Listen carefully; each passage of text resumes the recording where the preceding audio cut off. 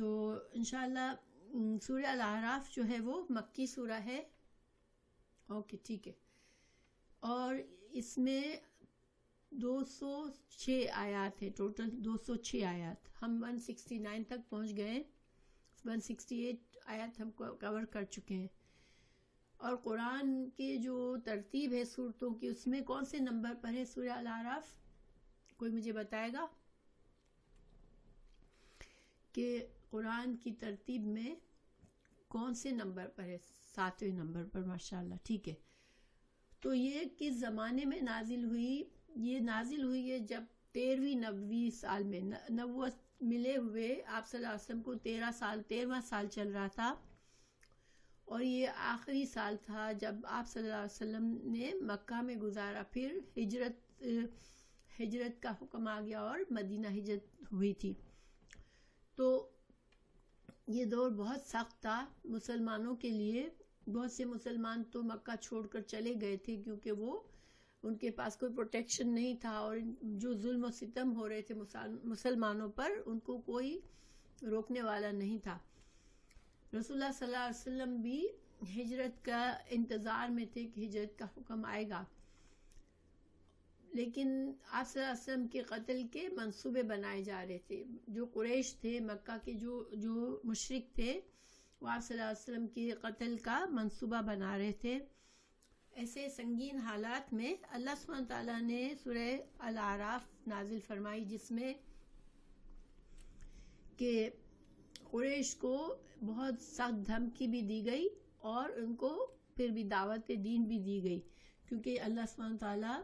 کا یہ طریقہ ہے کہ دعوت دین کھلی رہتی ہے جب تک کہ انسان کی مہلت ختم نہ ہو جائے. تو ان کے لیے دعوت دین پیش کی گئی، لیکن بہت سنگین ان کو ایک طرح سے دھمکی کے ساتھ، اور ان کو پچھلی ہلاک شدہ قوموں کے حالات بتا کر ان کو ڈرایا گیا کہ اب تمہاری بھی مہلت ختم ہونے والی ہے. تو یہ اس کا پس منظر تھا. اس کا جو مضمون ہے،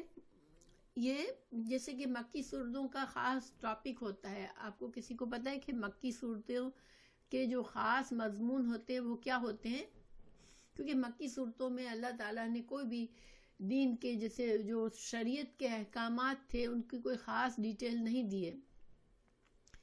تو زیادہ تر کیا ہے مکی صورتوں میں توحید ہے، توحید کا پیغام ہے، اللہ سبحانہ تعالیٰ کو ایک ماننا، پھر رسول اللہ صلی اللہ علیہ وسلم کی رسالت پر ایمان لانا اور آخرت پر ایمان لانا. تو یہ 3 ٹاپک موسٹلی مکی صورتوں میں ہوا کرتے ہیں. اور اللہ سبحانہ تعالیٰ نے اس میں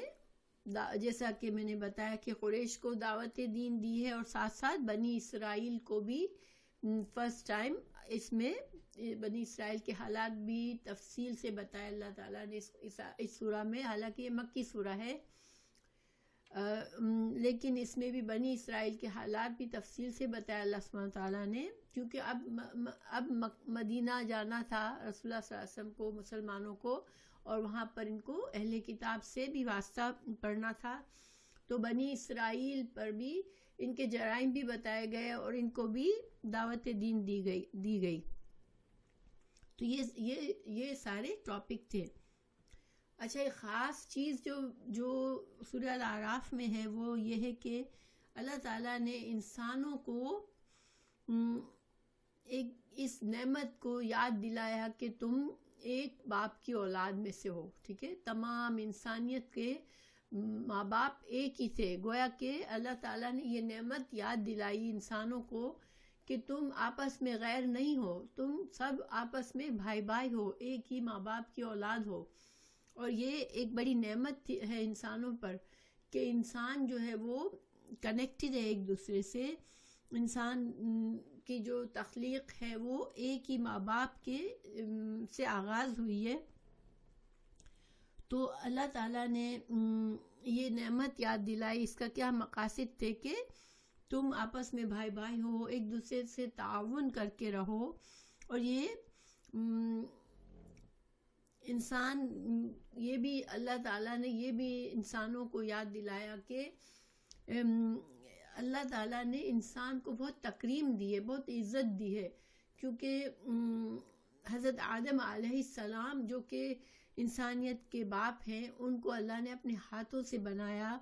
ان کے اندر روح پھونکی، اور پھر فرشتوں سے کے ذریعے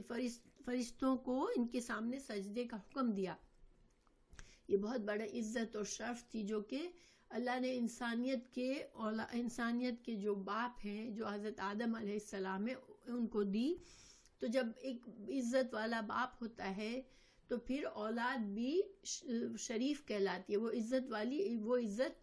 کا حصہ اولاد کو بھی ملا ہوتا ہے، کہ اولاد بھی اللہ کی وہ مخلوق ہے جس کو اللہ نے عزت کے ساتھ پیدا کیا، عزت دے کر پیدا کیا، ٹھیک ہے۔ تو یہ مقصد تھا، تو اس لیے سورہ اعراف میں اللہ تعالیٰ نے یہ نعمت انسانوں کو یاد دلائی۔ السلام علیکم سمینا، ویلکم، ماشاءاللہ آپ آ گئی۔ اللہ تعالیٰ آپ کو آئندہ بھی آپ کے لیے آسان کرے آنا کلاس میں، آمین۔ تو پھر ایک اور خاص بات سورہ الاعراف میں اللہ تعالیٰ نے جو حضرت آدم علیہ السلام اور حضرت آدم علیہ السلام کا جو ابلیس اور آدم علیہ السلام کا جو واقعہ پیش آیا کہ کہاں سے ابلیس کی دشمنی شروع ہوئی، اس کو بھی تفصیل سے بتایا اللہ تعالیٰ نے، اور انسانوں کو سمجھایا کہ شیطان انسان کا شروع سے دشمن ہے اور قیامت تک دشمن رہے گا، اور وہ اپنی پوری کوشش کرے گا کہ انسان کو گمراہ کرے۔ اور اللہ تعالیٰ نے انسانوں کو بتایا کہ تم شیطان کے شر سے بچو، اگر تمہیں اپنی آخرت کو سنوارنا ہے، اپنے اصل گھر پہنچنا ہے۔ جنت انسانوں کا اصل گھر ہے جس میں اللہ نے حضرت آدم علیہ السلام، حضرت حوا کو آباد کیا تھا۔ شیطان کی دشمنی جو ہے وہ کہاں سے شروع ہوئی؟ آپ کو معلوم ہوگا انشاءاللہ کہ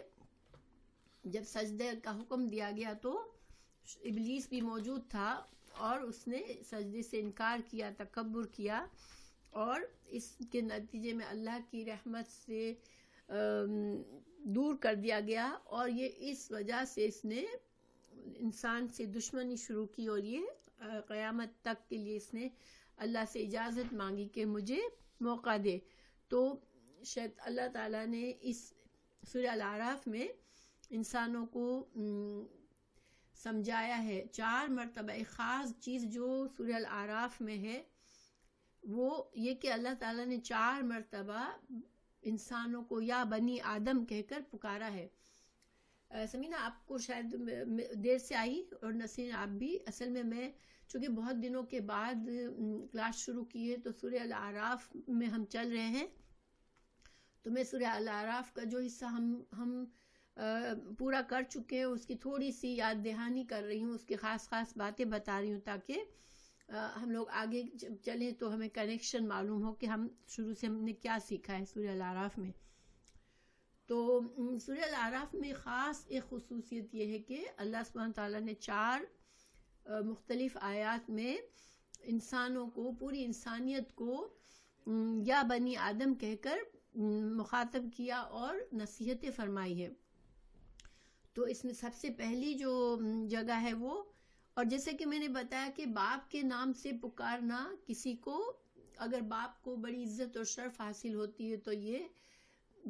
اولاد کے لیے بھی ایک عزت کا معاملہ ہوتا ہے کہ اس باعزت باپ کے نام سے اس کو پکارا جا رہا ہے۔ تو اللہ تعالیٰ نے فرمایا آیت نمبر 26 میں، اے اولاد آدم، یا بنی آدم، اے اولاد آدم، ہم نے تمہارے لیے لباس اتارا ہے جو تمہارے ستر کو بھی چھپاتا ہے اور زینت کا بھی باعث ہے۔ تو اللہ تعالیٰ نے لباس کی اہمیت بتائی انسانوں کو، کہ اللہ نے، دیکھیں جانوروں کے لیے لباس نہیں ہے، اللہ نے انسان کو عزت دی ہے، اور اس کے لیے لباس جو ہے وہ جنت میں بھی جب حضرت آدم اور حوا تھے تو ان پر جنت کے لباس تھے، اور اللہ تعالیٰ نے دنیا میں بھی یہ حکم دیا کہ لباس اتارا۔ یہاں پر اللہ تعالیٰ خود فرما رہے ہیں کہ تمہارے لیے لباس اتارا ہے جو تمہارے ستر کی حفاظت کرتا ہے اور زینت کا بھی باعث ہے۔ تو لباس جو ہے وہ انسان کو خوبصورت بناتا ہے. یہ ہمارے اللہ سبحانہ تعالیٰ جو ہمارا خالق ہے وہ ہم کو بتا رہے ہیں کہ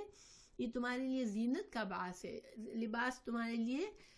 تمہارے نہ صرف تمہارے سطر کو چھپاتا ہے، تمہارے عیب دار جہاں جو شرمناک حصے ہوتے ہیں جن سے شرم کی جاتی ہے ان کو چھپاتا ہے، تمہارے جسم کے عیبوں کو چھپاتا ہے، وہاں پر وہ تم کو خوبصورت بھی بناتا ہے. اور تقویٰ کا لباس سب سے بہتر ہے. اسی آیت میں اللہ نے بتایا کہ تقویٰ کا بھی ایک لباس ہے. تقویٰ کا لباس انسان کی روح کا لباس ہے. انسان کی جو اجزاء ہیں وہ ایک جسم ہے اور ایک روح ہے. تو انسان کے اندر کا جو ہے معاملہ، جو اس کی روح کا معاملہ ہے، اس کا لباس تقویٰ کا لباس ہے. وہ اس کو خوبصورت بناتا ہے اندر سے. اور تقویٰ کیا چیز ہے؟ کہ اللہ کا ڈر انسان کے دل میں ہو اور انسان اللہ کے ڈر سے اللہ کے تمام احکامات کے مطابق اپنی زندگی گزارے، تو یہ تقویٰ ہے. اور وہ گناہوں سے بچنے کی کوشش کرتا رہے. تو پہلی بار اللہ نے آدم کی اولاد کہہ کر یہ ساری باتیں سمجھائیں اور لباس کی اہمیت کا بتایا کہ لباس کس قدر اہم چیز ہے انسان کے لیے. بالکل ماشاءاللہ نسیم. پھر دوسری بار اللہ نے اے اولاد آدم کہہ کر آیت نمبر 27 میں ابلیس جو کہ دشمن ہے اجل سے انسان کا، اس سے بچنے کی تلقین کی. اللہ نے فرمایا اے اولاد آدم، کہیں شیطان تم کو بہکا نہ دے جیسے اس نے تمہارے ماں باپ کو جنت سے نکلوا دیا اور ان کے لباس اتروا دیے تاکہ انہیں ان کا ستر دکھا دے. تو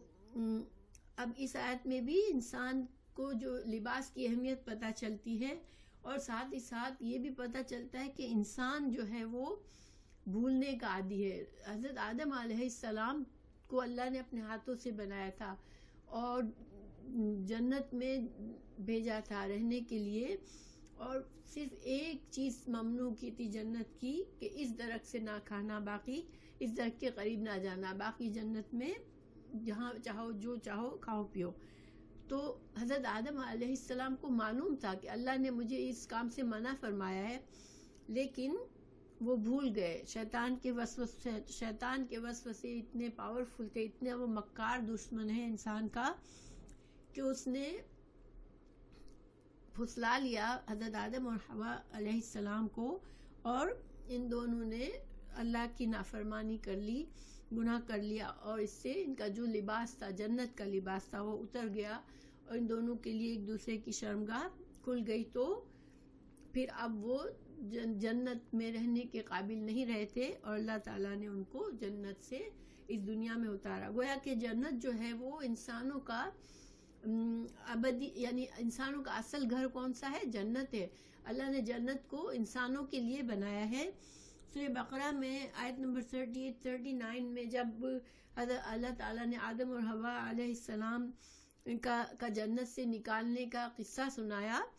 تو اس کے بعد آیت 38 اور 39 میں اللہ تعالیٰ نے اسی وقت بتا دیا تھا کہ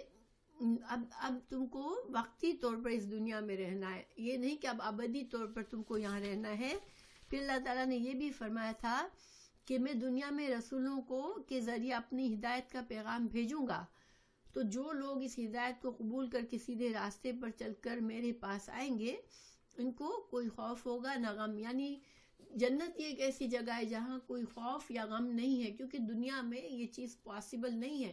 دنیا ایک آزمائش کی جگہ ہے اور یہاں پر خوف اور غم انسان کے ساتھ ساتھ لگے رہتے ہیں. لیکن جنت ایسی جگہ ہے جہاں پر انسان بالکل بے خوف ہوگا اور اس کو کسی بات کا غم نہیں ہوگا اور وہ ہمیشہ خوش رہیں گے جنت میں. تو اللہ تعالیٰ نے آیت 38-39 میں ہی بتا دیا تھا کہ اب جو انسانوں کو جنت سے نکالا ہے اللہ نے آدم اور حوا کو، تو اب یہ انسانیت، اب ان کی اولادیں بھی فی الحال جنت سے محروم ہیں جب تک کہ وہ دنیا کی زندگی میں اللہ تعالیٰ کے ہدایت پر عمل کر کے، اللہ کو خوش کر کے، اللہ کو راضی کر کے دنیا سے آئیں گے، تو پھر دوبارہ جنت میں جائیں گے. اور جو انسان جو ہے وہ انبیاء کرام کو جھٹلائیں گے اور کفر و شرک کی زندگی گزاریں گے، شیطان کے نقش قدم پر چلیں گے، تو پھر ان کے ساتھ کیا ہوگا کہ وہ ہمیشہ جہنم میں رہیں گے، وہ اپنے ابدی گھر جنت سے محروم رہ جائیں گے ہمیشہ کے لیے۔ تو گویا کہ شروع سے ہی اللہ تعالیٰ نے یہ پیغام، یہ بات واضح کر دی تھی انسانوں کو، اور اسی کا حوالہ اس دوسری آیت میں دیا کہ انسانوں کو سمجھایا کہ تم شیطان کے بہکانے سے بچنا، کیونکہ اس نے تمہارے والدین کو بھی اس گھر سے نکالا جو اللہ نے ان کے لیے بنایا، اور اب تمہارے گھر میں بھی تم اسی وقت پہنچ سکو گے جب اس دنیا کی زندگی میں تم اس شیطان کے فریب سے بچو گے اور اللہ کے فرما بردار بن کر آؤ گے، تو پھر تم جاؤ گے اس گھر میں۔ پھر جب تیسری بار اللہ نے اے آدم یا بنی آدم کہہ کر پکارا، اے اولاد آدم، اپنی زینت کا لباس لے لو ہر نماز کے وقت۔ اب اللہ تعالیٰ نے اب جو حکم دیا، دیکھیں یہ غور کی بات کرنے کی بات ہے کہ یہ تینوں آیات میں لباس کو لباس کی اہمیت بتائی گئی ہے، لباس کیا حکم دیا گیا ہے۔ تو اب بتایا جا رہا ہے کہ جب تم نماز پڑھو تو اپنی زینت کا لباس پہن لو۔ دیکھیں نماز جو ہے اللہ سے ملاقات ہے، اور نماز کے لیے اگر ہم دیکھیں ہماری شریعت میں ہمیں کون سا لباس پہننے کو کہا گیا ہے کہ مردوں کا لباس ایسا ہو کہ ان کا سطر چھپ جائے، اور عورت کا لباس سر سے پیر تک اس کا جسم چھپا ہوا ہو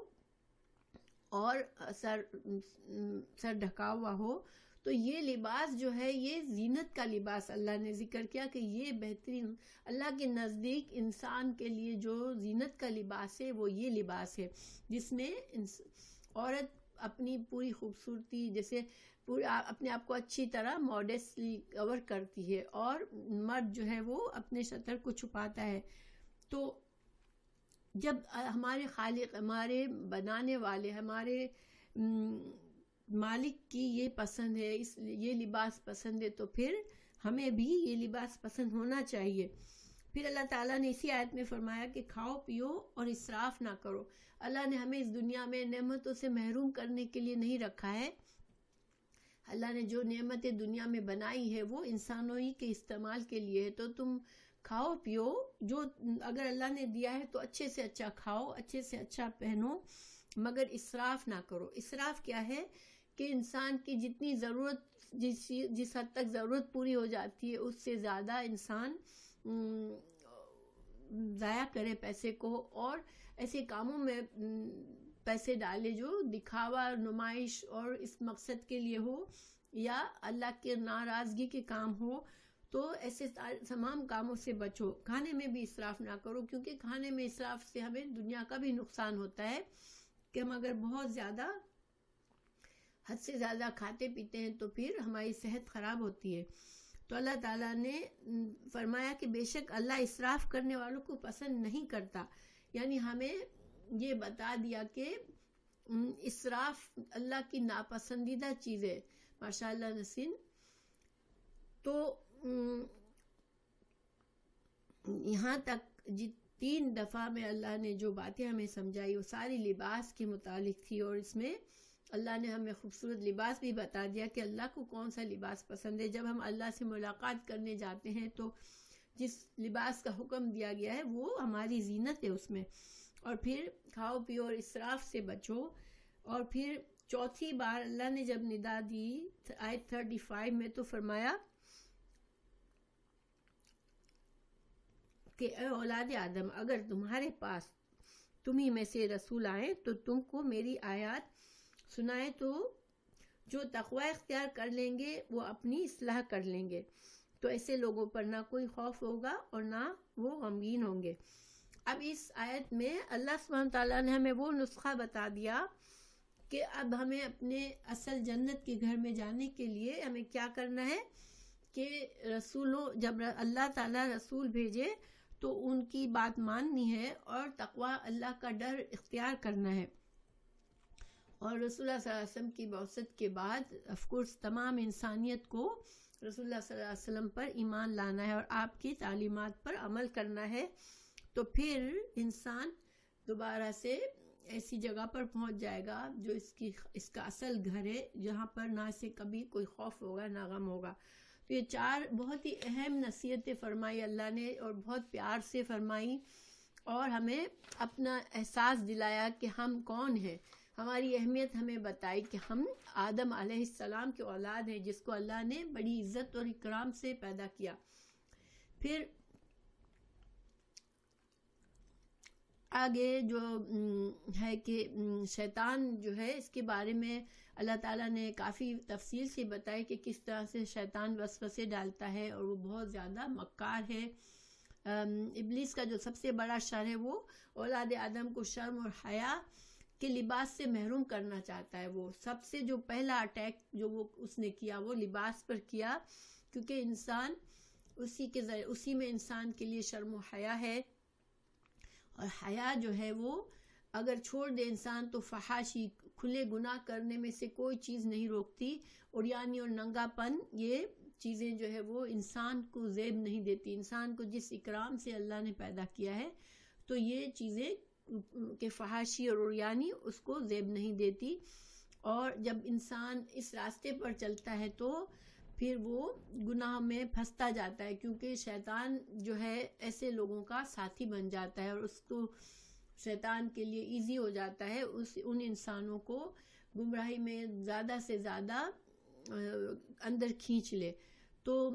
حیا جو ہے انسان کو اللہ نے حیادار مخلوق بنایا ہے، ٹھیک ہے، اور حیا ایمان کا حصہ بتایا ہے، حیا کو ایمان کا حصہ بتایا ہے، اور انسان جو ہے وہ ہمارے اس خصوصیت کو سے ہم کو چھیننا چاہتا ہے، ہمیں بے حیا بنانا چاہتا ہے۔ اور حیا جو ہے وہ تقوی اور ایمان کا بھی، یعنی حیا جو ہے انسان کو تقوی کا تقاضا کرتی ہے، کیونکہ اگر انسان کے دل میں اللہ کی طرف سے حیا نہ ہو کہ میرے رب کو جو بات پسند نہیں ہے میں وہ نہ کروں، اور وہ اللہ مجھے دیکھ رہا ہے، اور میں اس کے دیکھتے ہوئے میں کیسے ایسے کام کروں جس سے میرا رب ناراض ہوگا، یہ ایک حیا کا احساس ہے، اور یہ ایمان کا حصہ ہے۔ خود اللہ سبحانہ تعالیٰ کی صفات میں بھی حیا ہے۔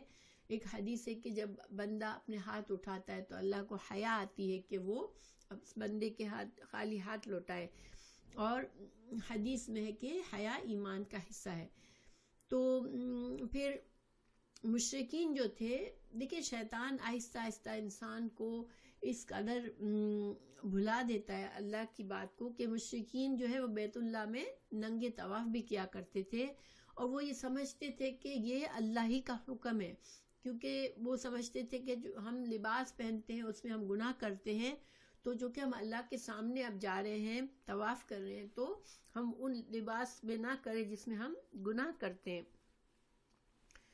تو اور آج بھی دیکھیں فیشن کے نام پر انسان کا لباس آہستہ آہستہ انسان بے لباسی کی طرف اور ننگے پن کی طرف جا رہا ہے۔ اچھے سے اچھا قیمتی لباس ہوتا ہے، لیکن وہ شرائط پر پوری نہیں کر رہا ہوتا ہے جو اللہ نے لباس کے لیے رکھی ہے، کہ وہ انسان کے جسم کو چھپاتا ہے، اس کو حیا دار بناتا ہے،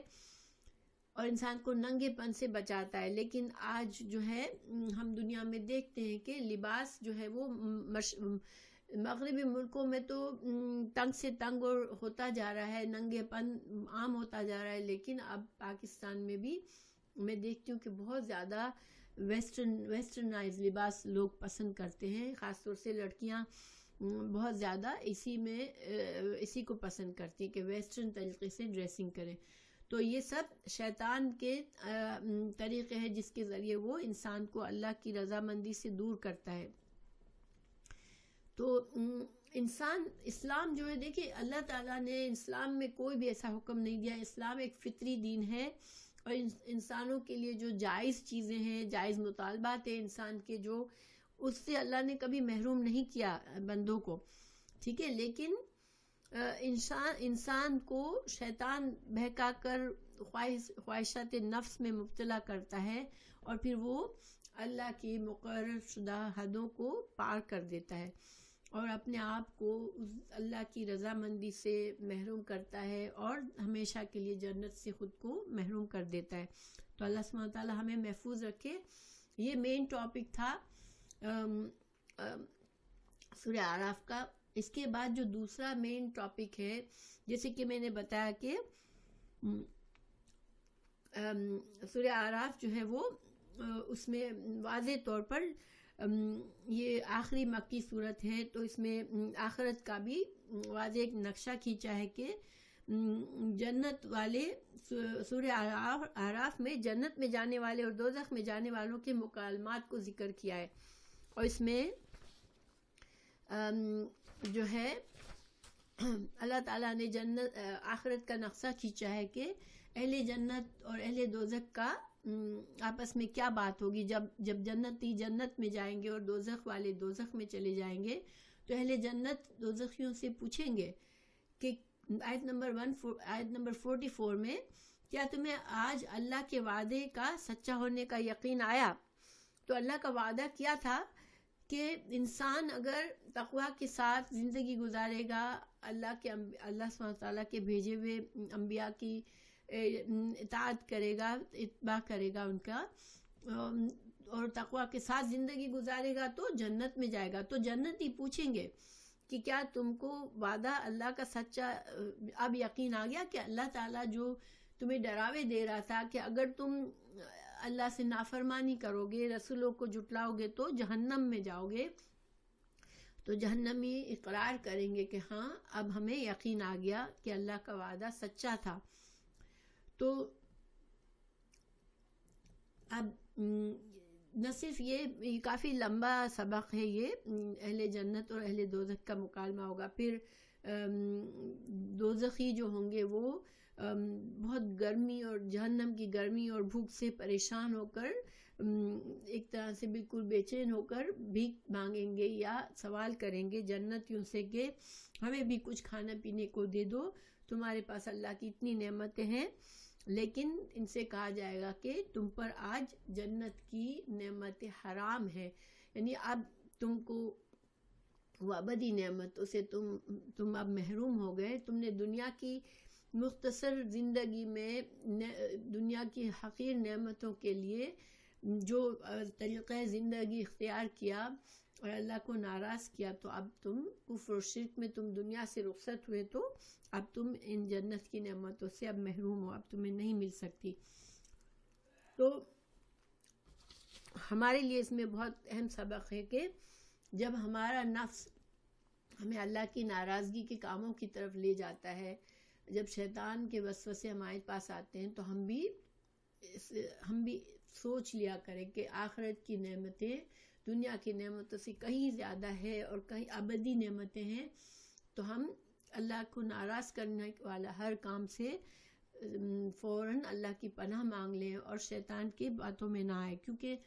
دیکھیں کوئی انسان ایسا نہیں ہے کہ جس کو شیطان بہکانے کی کوشش نہیں کرتا، اور انسان کے لیے اس دنیا میں اٹریکشن بہت زیادہ ہے،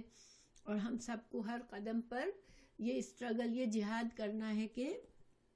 سمجھانا ہے ہمیں اپنے آپ کو کہ یہ بہت مختصر سی دنیا کی زندگی ہے. اگر اس میں ہم اپنے آپ کو اس انداز میں ڈھال لیں کہ اللہ سبحانہ تعالیٰ ہم سے راضی ہو جائے، تو انشاءاللہ ہمارے لیے جو آخرت کی ابدی نعمتیں ہم ان سے محروم نہیں ہوں گے. اللہ سبحانہ تعالیٰ ہمیں یہ اس احساس کو اتنا پکا کر دے، تقوی ہمارے دل میں اتنا مضبوط کر دے کہ ہم دنیا کی رنگینیوں میں اس حد تک نہ کھو جائیں. کیونکہ اب مسلمان ہو یا مشرک ہو یا کوئی بھی ہو، آج دنیا کا جو نقشہ ہے وہ بہت زیادہ خطرناک ہے. لوگ آنکھیں بند کر کے جہنم کی طرف دوڑ رہے ہیں. ایسا محسوس ہوتا ہے کہ کسی کو تقوی سے کوئی مطلب نہیں ہے، اللہ کی رضا مندی حاصل کرنے کی کوئی احساس نہیں ہے. بس ہر انسان اپنی خواہشات کے پیچھے بھاگ رہا ہے اور دنیا میں لگا ہوا ہے. لیکن اور اس کا طریقہ کیا ہے کہ ہم اللہ کی رسی کو مضبوطی سے پکڑ لیں. اور سچی بات ہے، کبھی کبھی میں ابھی پاکستان سے آئی ہوں، پاکستان میں جا کر مجھے خود اتنا خوف آتا تھا کہ یہ جب نیوز دیکھتے تھے کہ کیا ہو رہا ہے ملک میں، ہمارے کیا ہو رہا ہے، کیوں لوگ اس قدر خرابی کر رہے ہیں اپنے ملک میں، اور کتنا زیادہ غافل ہے وہ آخرت سے. اور خود ہم بھی نمازیں مس ہو جاتی ہیں وہاں پر، باہر گھر سے نکلتے ہیں تو وقت پر گھر میں نہیں پہنچتے، نمازوں کا وہ بندوبست ہر جگہ پر اتنا آسانی سے نہیں ملتا، پھر ٹریفک میں پھنس جاتے ہیں تو وقت پر گھر نہیں پہنچ پاتے، اور ایسا لگتا ہے کہ ہم یہاں پر شکر ہے کہ یہ ایک سلسلہ ہمارا چل رہا ہے کہ قرآن اور حدیث سے ہم کسی نہ کسی حد تک جڑے ہوئے رہتے ہیں، لیکن وہاں پر مجھے بڑا خوف بھی آ رہا تھا، اور مجھے یہ ہو رہا تھا اللہ کتنا انسان کا ایمان کی کمزور ہو جاتا ہے اس ماحول میں، ماحول سے ہمیں بہت اثر پڑتا ہے، اور پاکستان کا ماحول انفارچونیٹلی اب ڈیپینڈ کرتا ہے، آپ لوگ بھی جاتے ہوں گے کس کے گھر کا کیا ماحول ہے، لیکن مجھے سچی بات ہے کہ مجھے بہت زیادہ پریشانی لگی ہوئی تھی کہ بہت انسان آسانی سے انسان بہک جاتا ہے، دنیا میں مشغول ہو جاتا ہے اور اللہ سے غافل ہونے لگتا ہے، تو اللہ تعالیٰ ہمیں اس سے بچائے، اور ہم یہ وقتی طور پر ہم انسان تقوی کے ساتھ زندگی گزار لے گا تو اس کا بہت بڑا آخرت کا فائدہ ہے انشاءاللہ۔ سورہ الاعراف کا اعراف نام اس لیے آیا کہ جب اللہ تعالیٰ نے جنتیوں اور جہنمیوں کی حالات بتائے تو یہ بھی بتایا کہ ایک بلند جگہ ہے جس کا نام اعراف ہے، وہاں پر بھی کچھ لوگ ہوں گے جو کہ ابھی جنت میں نہیں گئے ہوئے ہوں گے اور دوزخ سے بھی ابھی بچے ہوئے ہوں گے، لیکن امید کر کے بیٹھے ہوں گے کہ وہ اللہ تعالیٰ ان کو بخش دے گا اور ان کو جنت دے دے گا۔ اب اس کے بارے میں مختلف اقوال ہے کہ وہ کون لوگ ہوں گے۔ کسی نے کہا کہ یہ وہ لوگ ہوں گے جن کے دنیا میں گناہ اور نیکیاں ان کی برابر تھی، تو ان کے بارے میں ابھی فیصلے کو تھوڑا سا روک لیا گیا ہے، ان کو اعراف پر روکا ہوا ہوگا، تو اعراف والے بھی دوزخیوں سے مکالمہ کریں گے اور ان سے کہیں گے کہ تم لوگ تو تم تو بڑے پاورفل تھے دنیا میں، تمہارا بہت بڑا جتھا تھا، تمہارے آس پاس لوگ ہر وقت جمع رہتے تھے، یہ کیا ہوا؟ تمہیں کسی نے مدد نہیں کی، تم جہنم میں چلے گئے، اور تم جن لوگوں کے بارے میں کہہ رہے تھے کہ یہ لوگ تو بہت ہی، جن کے بارے میں تم حقیر سمجھتے تھے، وہ لوگ تو جنت میں چلے گئے۔ تو بہرحال یہ انسان کے لیے سوچنے والی آیات ہے، بہت سمجھنے والی آیات ہے کہ انسان دنیا میں کیا کر رہا ہے اور آخرت میں اس کو کیا فیس کرنا ہے، ٹھیک ہے؟ تو یہ چونکہ آج تو صرف میں خلاصہ بتا رہی ہوں، تو 48 اور 49 آیات میں یہ سارے مکالمات ہیں۔ پھر اس صورت میں اللہ سبحانہ تعالیٰ کی قدرت اور توحید کے مزید دلائل بھی پیش کیے گئے ہیں، اور پھر قریش پر بہت سخت تنبیہ کی گئی ہے، کیونکہ قریش کے جو مشرکین تھے، جو مکہ کے مشرکین تھے، وہ اب اس حد تک پہنچ گئے تھے کہ ان کی مہلت اب ختم ہونے والی تھی۔ اللہ سبحانہ تعالیٰ نے ان کو 6 ان قوموں کے حالات بتائے جن کے انبیاء آئے اور انہوں نے انبیاء کرام کو جھٹلایا اور انبیاء کے مقابلے میں دشمنی اختیار کی، انبیاء علیہ السلام کو قتل کرنے کی، ان کو اپنے شہروں سے نکالنے کے منصوبے کیے، اور اللہ سبحانہ تعالیٰ نے ان کو ہلاک کیا، اور ان کی مہلت جب پوری ہوئی تو اللہ نے ان کو ہلاک کر دیا۔ تو یہ حضرت نوح علیہ السلام، حضرت ہود علیہ السلام، حضرت صالح علیہ السلام، حضرت لوط علیہ السلام، حضرت شعیب علیہ السلام اور حضرت موسیٰ علیہ السلام کے قصے بیان کیے گئے، اور ان قصوں میں ایک طرف تو قریش کے لیے اور مکہ کے مشرکین کے لیے سخت قسم کی دھمکی تھی کہ اب تمہاری مہلت ختم ہونے والی ہے، اور واقعی میں ایسا ہی ہوا۔ 2 سال within 2 years 1390 میں یہ سورہ نازل ہوئی، اور بدر کے میدان میں 2 ہجری میں بدر کے میدان میں 70 بڑے بڑے سردار بری طرح مارے گئے، کیونکہ اب ان کو مزید وہ اللہ کی دشمنی میں اب زندگی وہ نہیں گزار سکتے تھے۔ پھر جہاں قریش کے لیے دھمکی تھی، وہاں مسلمانوں کے لیے اور آپ صلی اللہ علیہ وسلم کے لیے تسلی بھی تھی ان قصوں میں کہ تمہارے مخالفت کرنے والوں کی تکالیف سے تم صبر کر لو، کیونکہ اب جو ہے وہ تمہارے لیے اچھا وقت آنا ہے۔ پھر ان قصوں میں جو تکبر کرنے والے لوگ تھے، جو بڑے بڑے سردار تھے، جو تکبر کی وجہ سے سچ کو سمجھ کر بھی مان نہیں رہے تھے، ان لوگوں کا بھی برا انجام بتایا گیا، اور ان کو خبر دی گئی کہ برا انجام تمہارا ہونے والا ہے، کیونکہ اللہ کا قانون ہے کہ ظالموں کو سزا ضرور ملتی ہے۔ اللہ تعالیٰ نے ان قصوں میں رسول اللہ صلی اللہ علیہ وسلم کی نبوت کی سچائی کی دلائل بھی پیش کی، کیونکہ آپ صلی اللہ علیہ وسلم تو امی تھے، آپ پڑھے لکھے نہیں تھے۔ پھر یہ تاریخ کے بڑے بڑے قصوں کی تفاصیل آپ صلی اللہ علیہ وسلم نے اتنے اچھے انداز میں، اتنے ایلیگنٹ وے میں قرآن کی زبان میں جیسے سنائے، تو یہ ایک دلیل تھی، بہت مضبوط، بہت اسٹرانگ دلیل تھی ان لوگوں کے لیے کہ آپ صلی اللہ علیہ وسلم سچے نبی ہیں۔ پھر تمام انسانوں کے لیے بھی ان قصوں میں عبرت اور نصیحت ہے۔ آج ہم بھی اگر ان علاقوں میں جاتے ہیں تو ہمیں یہی حکم دیا گیا ہے کہ ہم بڑے عاجزی کے ساتھ جائیں، اللہ کا خوف دل میں رکھ کے صرف عبرت حاصل کرنے کے لیے جائیں، وہاں تفریح سمجھ کر نہ جائیں، ٹھیک ہے؟ کیونکہ انسان آج بہت سے ایسے مقامات پر لوگ جاتے ہیں، سیر و تفریح کے لیے جاتے ہیں کہ ہم یہ چیزیں دیکھنے جا رہے ہیں، مگر ہمیں یہ بتایا گیا ہے کہ وہاں پر وقت سے زیادہ unnecessary زیادہ وہاں رکو بھی نہیں، اور وہاں پر جاؤ تو روتے ہوئے جاؤ، یا دل میں ایٹ لیسٹ اللہ کا خوف لے کر جاؤ اور اس سے عبرت حاصل کرو۔ تو تمام انسانوں کے لیے ان قصوں میں عبرت ہے، اور ان قصوں کے ذریعے اللہ تعالیٰ نے اپنا ایک قانون بتایا کہ ہر امت جو دنیا جس کو میں عروج حاصل ہوتا ہے، اس کو اللہ تعالیٰ زوال بھی دیتا ہے، اور اللہ تعالیٰ اپنی نافرمان قوموں کو بدل دیتا ہے، ان کو ہلاک کر کے اس کی جگہ دوسری قوموں کو بساتا ہے دنیا میں۔ یہ اللہ کا قانون استبدال ہے اور قانون ہلاکت ہے، کہ یا تو اللہ کی سرکش قوموں کی جب ان کی مہلت ختم ہوتی ہے تو یا تو اللہ تعالیٰ ان کو خود ہی پوری قوم کو ہلاک کر دیتا ہے، یا پھر اللہ اپنے مسلمان بندوں کے ذریعے ان کو سزا دلواتا ہے۔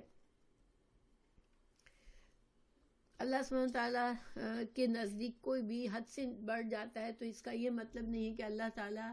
جو ہے وہ عاجز آ گیا ان سے، بلکہ یہ مہلت ہوتی ہے اللہ کی، کہ اللہ تعالیٰ انسانوں کو مہلت دیتا ہے، اور جب اس کی مہلت پوری ہوتی ہے تو پھر چاہے وہ فرد ہو یا قوم ہو، اب اس کو پھر ایک لمحہ بھی مزید نہیں ملتا کہ وہ اب مزید اس دنیا میں دندناتا پھرتا رہے یا اپنی منمانی کرتا رہے۔ مگر اللہ سبحانہ تعالیٰ کا ایک یہ طریقہ بتایا گیا ہے سورہ اعراف میں کہ اللہ تعالیٰ ہلاک کرنے سے پہلے بھی قوموں کو آزمائشوں سے گزارتا ہے، کیونکہ آزمائشیں انسان کو چونکا دیتی ہے، آزمائش سے انسان جاگ جاتا ہے اور بعض اوقات وہ سیدھے راستے پر آ جاتا ہے۔ تو اللہ تعالیٰ ان کو برے حالات سے بھی آزماتا ہے، اور اللہ تعالیٰ بعض اوقات نعمتیں دے کر بھی آزماتا ہے۔ جسے فرعون کے واقعات بتائے تو اس میں فرعونیوں پر کئی بڑے بڑے مشکلات آئیں، جس میں وہ پھر ان کو حضرت موسیٰ علیہ السلام کے پاس جا کے کہنا پڑا کہ آپ دعا کریں اور ہمیں اس مصیبت سے نجات ملے تو ہم پھر ایمان لے آئیں گے، لیکن وہ ایمان نہیں لاتے تھے، بس ایک بہانہ ہوتا تھا۔ تو یعنی کہ اللہ سبحانہ تعالیٰ آزماتا ہے بندوں کو بھی، انسانوں کو بھی اور قوموں کو بھی، اللہ سبحانہ تعالیٰ آزمائشوں سے گزارتا ہے، اور چاہے اللہ تعالیٰ بہت زیادہ مال و دولت اور دنیا کی نعمتیں دے دے، وہ بھی ایک آزمائش ہوتی ہے، اور بہت تنگی اور مشکل بھی ایک آزمائش ہوتی ہے، اور دونوں میں انسان کو رویے کو دیکھا جاتا ہے۔ اللہ سبحانہ تعالیٰ ہمیں توفیق دے کہ ہم جب نعمتیں ملے تو اللہ کا شکر کریں، اور جب اللہ بچائے ہمیں مشکلات سے، لیکن اگر کوئی مشکل آئے تو اس پر صبر سے اللہ پر توکل کر کے انسان اپنے گناہوں کو دیکھے اور اپنے گناہوں کی معافی مانگے، استغفار کرے، کیونکہ استغفار سے بلائیں ٹل جاتی ہیں۔ پھر رسول اللہ صلی اللہ علیہ وسلم کو بھی تسلی دی گئی ان واقعات میں بتا کر کہ آپ قریش اور جھٹلانے والوں کے رویوں سے غم نہ کریں، اور آپ صلی اللہ علیہ وسلم کی رسالت کی حقیقت ان کی دعوت سچائی کے دلائل بھی پیش کیے گئے. اللہ تعالیٰ نے ایسی آیات بھی نازل کی جس میں آپ صلی اللہ علیہ وسلم کے یعنی بنی اسرائیل کو بھی بتایا گیا کہ تم اپنی کتابوں میں پڑھتے ہو رسول اللہ صلی اللہ علیہ وسلم کے بارے میں، اور خود آپ صلی اللہ علیہ وسلم کی جو دعوت ہے وہ خود وہ بھی تمہیں بتائی جا چکی ہے کہ یہ آخری نبی کی دعوت میں یہ باتیں ہوں گی، تو تمہارے لیے بھی ثبوت ہے اس میں. تو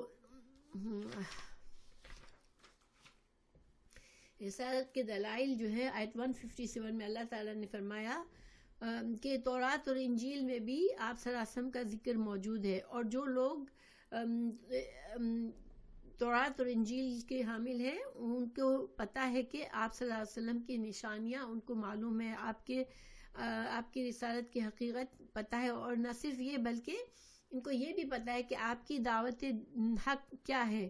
کہ آپ نیکی کا حکم دیتے ہیں، برائیوں سے روکتے ہیں، پاک چیزوں کو حلال اور ناپاک کو حرام ٹھہراتے ہیں، سماجی اور معاشی عدل اور انصاف کی تعلیمات دیتے ہیں، لوگوں کو غلط عقائد اور اوہام کے بوجھ سے آزاد کرتے ہیں، خود بھی توحید کے راستے پر ہیں اور دوسروں کو بھی توحید کے راستے پر چلانے کی کوشش کرتے ہیں، شرک اور بدعت، ظلم اور زیادتی سے انسانیت کو نجات دلانا چاہتے ہیں. یہ ساری آپ صلی اللہ علیہ وسلم کی خوبیاں تھیں اور آپ کی نشانیاں تھیں جو تورات میں موجود تھی کہ جو آخری نبی آئے گا وہ اس کا پیغام یہ ہوگا. تو گویا کہ اس طرح سے بنی اسرائیل کے بارے میں بھی بتا دیا گیا، ان کو بھی دعوت دے دی گئی کہ تم اگر جب اپنی آخرت کو سدھارنا چاہتے ہو تو اس نبی صلی اللہ علیہ وسلم کو، یہ وہی نبی ہے جس کی تم کو پیشین گوئیاں کر دی گئی تھی، اور تم کو بھی اب اسی کا پر ایمان لانا ہے اگر تمہیں اپنی آخرت کو بچانا ہے. تو آیت نمبر 158 میں اللہ تعالیٰ نے تمام انسانوں کو ایمان کی دعوت دے دی. فرمایا یا رسول اللہ آپ کہہ دیجئے کہ میں تمام انسانوں کے لیے رسول بنا کر بھیجا گیا ہوں. تو اس کا کیا مطلب ہے کہ کوئی بھی انسان کسی بھی مذہب سے تعلق رکھتا ہے، آج جو ہے اس کو رسول اللہ صلی اللہ علیہ وسلم پر ایمان لانا ضروری ہے اگر وہ یہ دعویٰ رکھتا ہے کہ وہ اللہ کا فرما بردار ہے. تو گویا بنی اسرائیل ہو یا بنی اسماعیل ہو، سب کے لیے آیت 158 میں کہہ دیا گیا کہ اللہ کے پیارے رسول صلی اللہ علیہ وسلم ہی اب ان پر ایمان لانا ہی نجات کا ذریعہ ہے. سورہ اعراف مکی زندگی کے اختتام اور مدینہ میں ہجرت ہونے سے پہلے نازل ہوئی، تو اسی وجہ سے بنی اسرائیل کے حالات بھی کافی تفصیل سے اس آیت میں بتائے گئے، اور ان کے جو جرائم تھے وہ بھی بتائے گئے کہ اللہ تعالیٰ نے اس قوم کو بڑی نعمتیں دی، ان کو مذہبی پیشوا بنایا، اور پھر بھی انہوں نے ان کی اکثریت نے بڑے بڑے جرائم کیے اور بار بار ان کو سزائیں بھی دی گئی. مگر ان کے اندر کچھ نیک لوگ بھی ہوتے تھے، تو اللہ تعالیٰ نے حضرت داؤد اور حضرت سلیمان علیہ السلام کے زمانے میں ان کو بہت حکومت بھی تھی، نبوت بھی تھی ان کے پاس، سیاسی طور پر بھی مذہبی طور پر بھی ایک دبدبہ حاصل تھا، اقتدار حاصل تھا ان کو. لیکن حضرت سلیمان علیہ السلام کے بعد ان کے اندر اور بہت زیادہ خرابیاں بڑھ گئیں، اور وہ آہستہ آہستہ اس قدر پس چلے گئے کہ ان کے اوپر دوسری قومیں حاوی ہو گئی، اور ان کو اللہ تعالیٰ نے ٹکڑے ٹکڑے کر کے دنیا میں بکھیر دیا. یہ بھی ایک عذاب ہوتا ہے جب ایک قوم جو ہے وہ ان کے اوپر نان مسلم، ایک اللہ کو ماننے والی قوم پر نان مسلم جب مسلط ہو جاتے ہیں، وہ حاوی آ جاتے ہیں، اور وہ قوم بکھرنے لگتی ہے اور اس کا کوئی مقام نہیں رہتا، تو یہ ایک بہت بڑا عذاب ہوتا ہے اللہ کی طرف سے. اور اللہ سبحانہ تعالیٰ آج مسلمانوں کو جگا دے، کیونکہ آج مسلمان جو ہے وہ بڑے مشکل حالات سے گزر رہے ہیں. کئی جگہوں پر مسلمان بے آسرا کہیں کیمپوں میں پڑے ہوئے ہیں اور بے گھر ہوئے ہیں. اللہ تعالیٰ محفوظ رکھے. یہ بھی ایک سزا کا طریقہ ہوتا ہے اللہ سبحانہ تعالیٰ کا. اللہ تعالیٰ ہمیں محفوظ رکھے ان فتنوں سے اور اس طرح کے سزاؤں سے. تو سورہ الاعراف کی آیت 160 میں اللہ تعالیٰ نے فرمایا، اور اس آیت کا خلاصہ میں صرف خلاصہ بتا رہی ہوں کہ اللہ تعالیٰ نے حضرت یعقوب علیہ السلام کے 12 بیٹوں کی اولاد کو 12 خاندانوں کی شکل میں پھیلا دیا، یہ زمین میں پھلے پھولے اور ہر خاندان کو امتوں اور قوموں کی شکل میں پھیلایا اور بڑھایا، اور اللہ نے ان کو اپنی نعمتوں سے نوازا، لیکن پھر بھی ان کی اکثریت نے اللہ کی نعمتوں کی ناقدری کی۔ حضرت داؤد علیہ السلام، حضرت سلیمان علیہ السلام کے دور میں بنی اسرائیل کو عروج حاصل ہوا، پھر حضرت سلیمان علیہ السلام کے بعد ان کے اندر برائیاں بتدریج بڑھنے لگی، اور ان کے اندر اخلاقی برائیوں اور دنیا کی محبت اور آپس کے اختلافات کی وجہ سے ان کے حالات اتنے خراب ہوئے کہ ان پر دوسری قومیں غالب آ گئی، اور یہ گروہ گروہ ہو کر دنیا کے مختلف حصوں میں منتشر ہو گئے۔ تو آج دیکھیں یہودی جو ہے وہ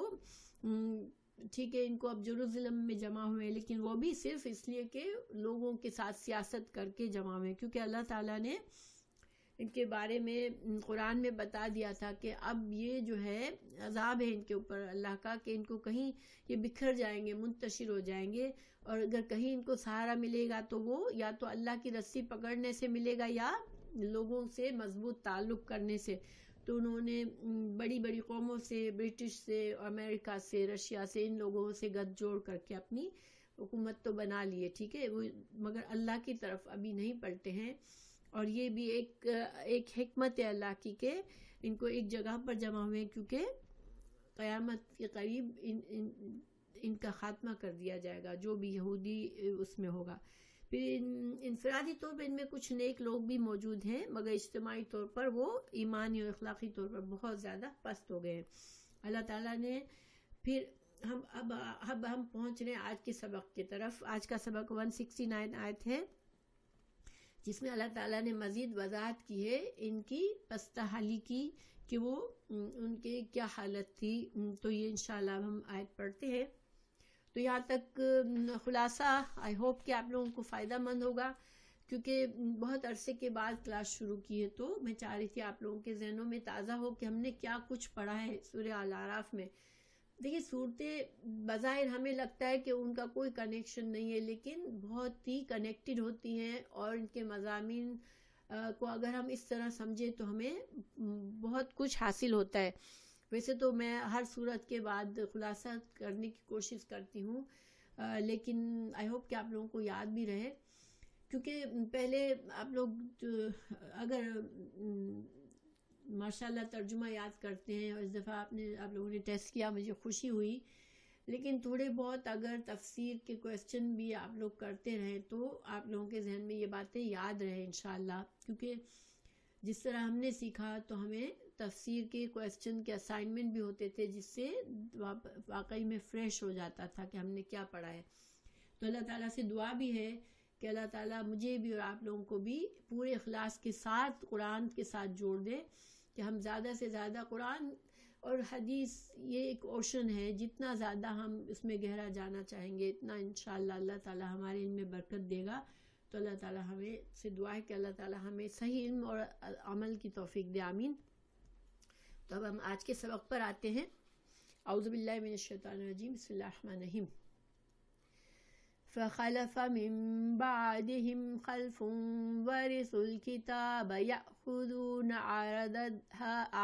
هذا الأدنى ويقولون سيغفر لنا وإن يأتيهم عرض مثله يأخذه ألم يؤخذ عليهم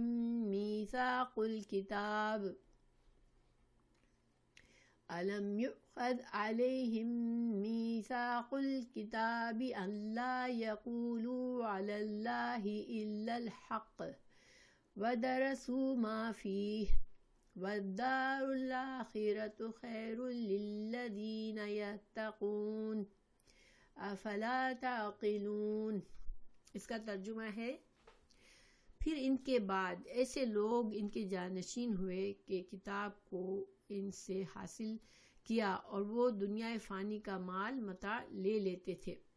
اور کہتے تھے کہ ہماری ضرور مغفرت ہو جائے گی، حالانکہ اگر ان کے پاس ویسا ہی مال متاع آنے لگے تو اس کو بھی وہ لے لیں گے۔ کیا ان سے اس کتاب کے اس مضمون کا عہد نہیں لیا گیا تھا کہ اللہ کی طرف بجز حق بات کے اور کسی بات کی نسبت نہیں کریں گے، اور انہوں نے اس کتاب میں جو کچھ تھا اس کو پڑھ لیا، اور آخرت والا گھر ان لوگوں کے لیے بہتر ہے جو تقوی رکھتے ہیں، پھر کیا تم نہیں سمجھتے؟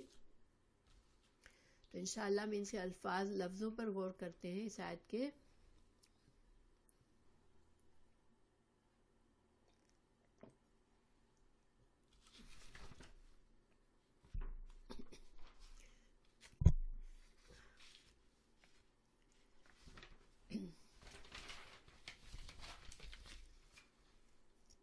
خلفا، خلفا، خا لام فا، خلف، خلف پیچھے کے لیے آتا ہے، پیچھے کے معنی میں، ٹھیک ہے، لیکن خلفا جب خلفا لام پر زبر ہوتی ہے تو اس کا مطلب ہوتا ہے کہ کسی کے پیچھے، عام یعنی اس کے اور مطلب بھی بیان کیے گئے، لیکن عام طور پر جب خلفا خلف کہا جاتا ہے لام پر زبر کے ساتھ تو خلف کا مطلب ہوتا ہے کہ پیچھے آنے والے نیک لوگ، یعنی کہ ایک قوم گزری، اس کے بعد جو دوسری قوم آئی ان کی اولاد وہ اچھی نیک صالح اولاد تھی، ٹھیک ہے۔ اور جب خلف، خلف لام کے اوپر جزم آ جاتا ہے، خلفن، خلفن نا اہل وارث، ٹھیک ہے، تو خلف، خلف کہتے ہیں نیک وارثوں کو، اور خلفن نا اہل وارث۔ تو اللہ تعالیٰ فرما رہے ہیں کہ پہلے چونکہ ابھی تک جو آیات آئی اس میں اللہ تعالیٰ نے بنی اسرائیل کے واقعات بتائے کہ اس میں ان لوگوں میں بڑی خرابیاں تھیں، لیکن ان میں کچھ لوگ اچھے بھی تھے، ان کی اکثریت جو تھی وہ خراب ضرور تھی، اور اللہ تعالیٰ ان سے کئی بار ناراض بھی ہوا، ان کو سزا بھی دی، لیکن پھر بھی اللہ تعالیٰ ان کو نعمتیں دیتا رہا کیونکہ ان کے اندر اچھے لوگ موجود تھے۔ تو لیکن آخری کار جب حضرت سلیمان علیہ السلام کے بعد آہستہ آہستہ پھر ایسی اتنی بری، زیادہ ان کی جو اولادیں تھیں وہ اتنی برائی کی طرف چلی گئی کہ نالائق، بالکل نالائق تھے، اور وارث ہوئے، وہ کتاب کے وارث ہوئے کا کیا مطلب ہوا کہ دیکھیں جو بھی قوم ہوتی ہے وہ کچھ نہ کچھ دین اپنے اولادوں کو دے کے جاتی ہے، تو ان کو بھی ان کے والدین کی طرف سے، ان کے اگلوں کی طرف سے تورات ملی ہوئی تھی، اور وہ تورات کو پڑھتے تھے، ٹھیک ہے، تو وہ وارث ہوئے کا مطلب ایک تو یہ ہوا کہ وہ تورات کو پڑھتے تھے، ان کو تورات ملی اپنے باپ دادا کی طرف سے۔ دوسرا مطلب یہ ہوا کہ جس طرح بنی اسرائیل تورات کے پابند ان کو کیا گیا تھا، تورات کے مطابق ان کو زندگی گزارنے کا حکم دیا گیا تھا، اس کے احکامات کے پر عمل کرنے کا کہا گیا تھا، تو اسی طرح یہ بھی مکلف تھے، ان پر بھی یہی رول تھا کہ یہ بھی اہل کتاب ہے اور اس کو اس کتاب کو تھام کر چلنا ہے اور اس کے مطابق زندگی گزارنی ہے۔ تو اس وجہ سے وارث کا لفظ استعمال کیا گیا کہ جب وارث ہوئے، یہ کا مطلب کہ یہ بھی مکلف تھے، ان کو بھی اسی ضابطے کے ساتھ زندگی گزارنی تھی جو کہ تورات میں بتایا گیا تھا۔ تو لیکن چونکہ یہ ناخلف لوگ تھے تو کتاب کے وارث تو ہوئے، مکلف تھے کتاب کے، لیکن اور اس کو پڑھتے بھی تھے، ٹھیک ہے، لیکن پڑھتے پڑھانے سے ان کو کوئی عمل کے اوپر کوئی اثر نہیں ہوتا تھا۔ تو یأخذو، ان کے اندر کیا خرابی تھی؟ یأخذو، وہ لے لیتے تھے، عارضہ، عارض کہتے ہیں، دیکھیں عارضی، ہم اردو میں لفظ بولتے ہیں عارضی، عارضی چیز ہوتی ہے جو ختم ہو جانے والی ہوتی ہے، تو عارضہ میں یہ معنی موجود ہے کہ جس چیز کو ثبات نہیں ہوتی، اور دنیا کی ہر چیز عارضی ہے، آخرت کے مقابلے میں دنیا عارضی چیز ہے، تو دنیا کی جتنی نعمتیں وہ بھی عارضہ، مال متاع جو بھی دنیا کا ہے وہ عارضی ہے، وہ ختم فانی ہونے والا ہے۔ تو انسان اگر مال رہتا بھی ہے مگر انسان دنیا سے چلا جاتا ہے تو وہ مال ساتھ لے کر نہیں جاتا، تو وہ اس مال اور متاع کی جو کہ عارضی چیز ہے، جو دنیا کی چیز ہے، اس کی اتنی خواہش ان کے دلوں میں تھی کہ وہ اس کو لے لیتے تھے، جپٹ لے لیتے، چاہے وہ حرام طریقے سے ملتا، چاہے وہ کسی کا حق تلفی کر کے ملتا، لیکن وہ حرام حلال کی، جائز ناجائز کی کوئی پرواہ کیے بغیر مال کو لے لیتے تھے۔ ھذا الادنا، ھذا یہ، الادنا، ادنا جو ہے دنو کے بھی دو معنی ہوتے ہیں، قریب کی چیز کو یا پھر حقیر. تو یہ دونوں معنوں میں دنیا کی زندگی حقیر بھی ہے آخرت کے مقابلے میں، اور آخرت کے مقابلے میں دنیا کی قریب بھی ہے. تو اللہ تعالیٰ فرما رہے ہیں کہ اس دنیا کی حقیر چیزیں، دنیا کی عارضی چیزوں، عارضی مال متاع میں ان کا دل اتنا اٹکا ہوا تھا کہ وہ اللہ کے قوانین کو ایک طرف کر کے حلال حرام کی پرواہ کیے بغیر بھی، ہر جائز ناجائز کے دیکھے بغیر وہ سود رشوت غیر کا حق بس مال جمع کرنے کے لیے وہ ہر سب کچھ کرنے کو تیار ہو جاتے تھے. وَيَقُولُونَ، اور وہ پھر ایسا کرنے کے بعد کہتے کیا تھے؟ سَيُغْفَرُ لَنَا، سَيُغْفَرُ لَنَا. سین جب ہوتا ہے مضارع سے پہلے تو آپ کو پتہ ہے کہ کیا مطلب ہوتا ہے. جب سین سے جیسے طلب، طلب ہوتی ہے، سین اور تا سے طلب ہوتی ہے. سین صرف سین ہوتا ہے تو وہ ان قریب کا مطلب ہوتا ہے کہ جلدی، یعنی جلدی ہم کو معاف کر دیا جائے گا، اور یہاں پر تاکید کے لیے بھی استعمال ہوا ہے. تو سین جو ہے وہ یہاں پر سون، ماشاءاللہ سون کے لیے، سون کا مطلب یہ ہوا کہ ہمیں تو فوراً سے بخش دیا جائے گا، ہمیں کوئی پوچھ پاچھ نہیں ہوگی. ہمارے لیے تو مغفرت سمجھنے کی ضروری ہے کہ ہمیں تو آخرت میں ہمیں کوئی عذاب سزا کا مقصد ہم سے تعلق نہیں ہے، ہمیں تو فوراً بخش دیا جائے گا. اور یہ قرآن میں اللہ تعالیٰ نے دوسری جگہوں پر بھی ذکر کیا ہے. سورہ مائدہ 18 میں اللہ تعالیٰ نے فرمایا،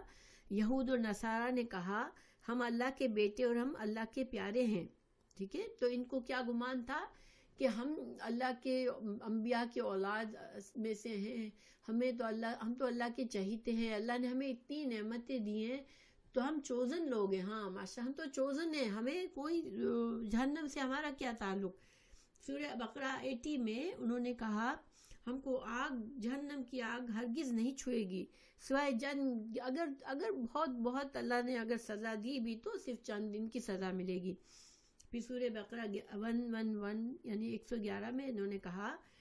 کہ ہرگز کوئی جنت میں داخل نہ ہوگا سوائے اس کے کہ جو یہودی ہو، یا نصارہ نے کہا کہ نصارہ ہوگے تو ہی جنت میں جائیں گے،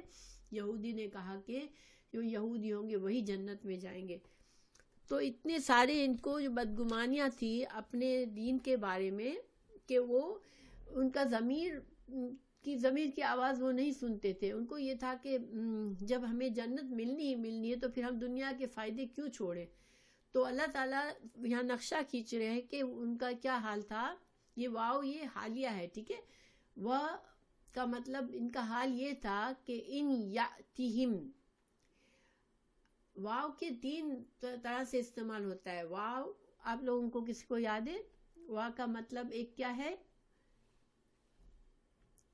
اور، ٹھیک ہے. اور کا کامن معنی کیا ہے؟ اور، یعنی یہ اور یہ اور یہ، اور کے لیے. اچھا، واو ایک استعمال ہوتا ہے حال بتانے کے لیے کہ جب یہ کام ہو رہا تھا اس وقت حال کیا تھا، تو وا سے آتا ہے. یعنی کہ وہ گناہ کرتے تھے، گناہ پر گناہ کرتے تھے، اور ان کا حال یہ تھا کہ وہ اگر ابھی ایک گناہ کیا تو بجائے اس کے کہ گناہ کا احساس ہوتا، وہ دوسرا اگر گناہ کا موقع ملتا سیم تو وہ پھر سے وہ چیز حاصل کرنے کے لیے پھر سے گناہ کرتے تھے. تو وہ، اور ایک واو قسم کا ہوتا ہے، واللہ، ٹھیک ہے، وہ قسم کا واو ہوتا ہے. تو واو زبر وا کے 3 معنی ہوتے ہیں، 3 استعمال ہوتے ہیں. تو وَإِن، پھر اگر، وہ اور اگر، یعنی کہ ان کا حال یہ تھا کہ اگر یاتیہم، یہ کتنے الفاظ ہیں؟ یاتیہم 2، ماشاءاللہ. یاتی مضارع ہے، آئے، ہم ان کے پاس، یعنی کہ ان کو موقع ملتا اگر آردن مال کا، مثلہ اسی کے معنی، یعنی ایک حلال مال انہوں نے حاصل کر لیا، پھر کوئی اور موقع سامنے آیا دوسرا حلال مال کمانے کا، تو وہ کیا کرتے تھے؟ یاخذہ، وہ اس کو بھی لے لیتے تھے بغیر کسی شرم و حیا کے، بغیر کسی احساس جرم کے، وہ دوسری بار پھر سے ایسے کرتے تھے. تو دیکھیں مثال کے طور پر بہت سے مسلمان آج سود کے معاملات میں ہوتے ہیں، تو مورگیج تو سمجھ لیتے ہیں، لیکن مورگیج کے علاوہ بھی اگر پیسے کچھ پڑے ہوئے تو بینک میں پیسے رکھ کے سود کماتے ہیں، اس میں ان کو ذرا سا بھی فیل نہیں ہوتا کہ سود ہمارے لیے حرام ہے.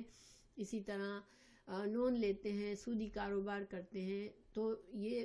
بہت سے آج مسلمانوں میں بھی یہ چیزیں عام ہیں کہ یعنی کہ جن بڑے اور یہ بڑا ہی گناہ ہے کسی کا حق مار لینا. آپ دیکھیں پاکستان میں کتنے زمینوں کے جھگڑے چل رہے ہیں کہ لوگ ذرا سی کچھ عرصہ زمین خالی نظر آتی ہے تو قبضہ کر لیتے ہیں، گھر خالی نظر آتا ہے قبضہ کر لیتے ہیں. تو میراث کا جو تقسیم ہوتی ہے تو اس میں بددیانتی کرتے ہیں، صحیح تقسیم نہیں کرتے. یہ بڑے گناہ ہیں، بہت بڑے گناہ ہیں، لیکن آج مسلمانوں میں بہت عام ہے. تو یہی ان کا حال تھا کہ ان کو ذرا سا بھی گلٹ نہیں محسوس ہوتا تھا، ذرا سا بھی ان کو احساس جرم نہیں ہوتا تھا کہ گناہ کے لیے استغفار تو کریں کم از کم. دیکھیں اللہ تعالیٰ انسان کو توبہ قبول کرتا رہتا ہے، معاف فرماتا رہتا ہے، لیکن مرتے دم تک اگر انسان 100 بار بھی گناہ کرتا ہے لیکن اخلاص کے ساتھ ہر بار معافی مانگ لیتا ہے، پھر کمزوری سے پھر وہی گناہ کر لیتا ہے، پھر اسے احساس ہوتا ہے کہ میں نے پھر سے گناہ کر لیا، پھر اللہ کے پاس روتا ہے، پھر معافی مانگتا ہے. تو اگر ایسا وہ ساری زندگی بھی کرے گا تو بھی چانس ہے کہ اللہ اسے بخش دے، ٹھیک ہے. لیکن یہ ڈٹائی اللہ کو بالکل نہیں پسند کہ انسان گناہ تو کرے لیکن اپنے آپ کو یہ سمجھا لے کہ کوئی بات نہیں، مجھے اس گناہ کا کوئی نقصان نہیں ہونا، اللہ تو رحیم ہے، اللہ تو مجھے معاف کر دے گا. تو یہ ڈٹائی ہے، یہ اللہ تعالیٰ کو نہیں پسند. اللہ تعالیٰ نے سورہ بقرہ میں فرمایا آیت 81 میں، بلا من کسب سیئۃ واحاطت بہ خطیئتہ فاولئک اصحاب النار هم فیہا خالدون. کیوں نہیں، جس نے برائی کمائی اور اسے اس کا گناہ نے گھیر لیا، اور گناہ نے گھیر لیا کا مطلب یہی ہے کہ انسان ڈٹا ہوا ہے گناہ پر، گناہ کے اوپر گناہ کر رہا ہے بغیر کسی گلٹ کی فیلنگ سے، بغیر توبہ کیے ہوئے، تو وہی لوگ آگ والے ہیں، اس میں ہمیشہ رہیں گے. دیکھیں اس آیت میں جو گناہ ہے وہ ہمیشہ جو جہنم کی بات ہے تو وہ صرف مشرکین اور کافروں کے لیے، ٹھیک ہے. لیکن جب انسان اتنی حد تک گناہ کرتا رہتا ہے، کبھی فیل نہیں کرتا، گناہ پر گناہ کرتا ہے، تو اس کا دل اتنا سخت ہو جاتا ہے کہ آخر، اور شیطان اس کے اوپر اتنا حاوی ہو جاتا ہے، کیونکہ جب ہم گناہ کرتے تو شیطان ہمارے قریب آ جاتا ہے، اس کے لیے دروازہ کھل جاتا ہے. پھر جب اگر ہم معافی مانگتے ہیں تو اللہ تعالیٰ کی رحمت پھر ہمیں ڈھانپ دیتی ہے، کیونکہ اللہ تعالیٰ اپنے نیک بندوں کو اپنی رحمت سے ڈھانپے رکھتا ہے، اس کی حفاظت فرماتا ہے. آپ نے دیکھا ہوگا کہ جب ہمارا دل اخلاص پر ہوتا ہے تو ہمیں گناہ کے وقت فوراً سے ایک جھٹکا سا لگتا ہے دل میں، ہمارا ضمیر ہمیں چونکا دیتا ہے کہ نہیں یہ غلط بات ہے، یہ نہیں کرنا مجھے. لیکن جب ہمارا محفوظ رکھے اللہ، لیکن جب جن لوگوں کا دل سخت ہو جاتا ہے ان کو ذرا سا بھی جھٹکا نہیں لگتا، ان کا ضمیر سو چکا ہوتا ہے. پھر جب انسان یہ حالت میں پہنچتا ہے، یہ اتنی خطرناک حالت ہے کہ پھر شیطان یہ سوچتا ہے کہ بس اب تو اس بندے کو ایک دھکا دے کر صرف جہنم میں ہی ڈالنا ہے، کیونکہ اب یہ پوری طرح سے میرے قبضے میں ہے. ایسے لوگ پھر شرک اور کفر تک چلے جاتے ہیں، کیونکہ اب ان کو کوئی پروٹیکشن نہیں، اب یہ مکمل طور پر شیطان کے قبضے میں ہوتے ہیں. تو اللہ ہمیں محفوظ رکھے. انسان کو گناہ تو دیکھیں انسان سے ہو جاتے ہیں، ٹھیک ہے، اللہ تعالیٰ نے کبھی یہ نہیں کہا کہ ہرگز کوئی گناہ کرے ہی نہ، کیونکہ گناہ تو انسان کے اندر کمزوریاں رکھی ہیں، ہوتے رہیں گے. لیکن یہ بات کہ انسان معافی نہ مانگے اللہ سے، توبہ نہ کرے، کوشش نہ کرے اپنی اصلاح کی، یہ بڑی خطرناک بات ہوتی ہے، کیونکہ پھر یہ ڈٹائی ہے اور اللہ کو ڈٹائی نہیں پسند. اور شیطان جب اس کا دوست بن جاتا ہے تو پھر اس کے لیے شیطان ادھورا کام نہیں کرتا، شیطان اس کو جہنم تک پہنچا کر رہتا ہے. تو اللہ ہمیں شیطان سے محفوظ رکھے. تو بہرحال اللہ تعالیٰ آگے فرماتے ہیں علم یؤخذ، یہ پیسیو ہے یا ایکٹیو ہے؟ یؤخذ کسی کو سمجھ میں آ رہا ہے کہ یہ فعل پیسیو ہے یا ایکٹیو ہے؟ پیسیو ہے، ماشاءاللہ. یہاں پر دمہ ہے اور یؤخذ تو یہ پیسیو کیا نہیں لیا گیا تھا علیہم ان پر، یعنی اعلیٰ، جب یوقظ اعلیٰ آتا ہے تو مطلب آتا ہے کہ ان کو ذمہ دار نہیں بنایا گیا تھا، اعلیٰ آنے سے ذمہ داری آ جاتی ہے، ٹھیک ہے. تو کیا ان کو ذمہ دار نہیں بنایا گیا تھا، کیا ان کے اوپر ان سے وعدہ نہیں لیا گیا تھا، میثاق پکا عہد، الکتاب کتاب میں. کیا اللہ تعالیٰ فرما رہا ہے کہ ان کو بالکل شرم نہیں آتی گناہ کرتے وقت، ذرا سا بھی گلٹ نہیں ہوتا؟ تو کیا ان سے اللہ نے وعدہ نہیں لیا گیا تھا ان سے کتاب میں کہ ان یہ کہ لا نہیں، تقولو تم کہو گے، وہ کہیں گے، یقولو وہ کہیں گے، علی اللہ اللہ پر، الا سوائے الحق، یعنی کہ تم اللہ کے بارے میں جھوٹ بات نہیں کہو گے. کیا تم سے یہ وعدہ نہیں لیا گیا تھا؟ تو دیکھیے یہ وعدہ کئی جگہوں پر ان سے لیا گیا ہے، لیکن خاص طور سے اس کا ذکر ہے